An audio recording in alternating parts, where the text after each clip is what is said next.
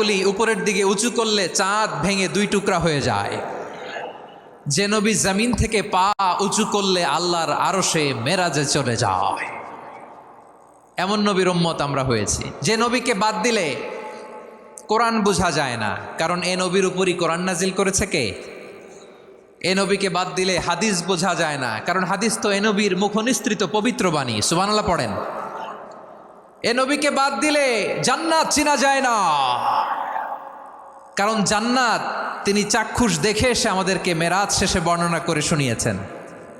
এ নবীকে বাদ দিলে জাহান্নাম চেনা যায় না, এ নবীকে বাদ দিলে আমার রবকে চেনা যায় না। ঠিক কিনা বলেন?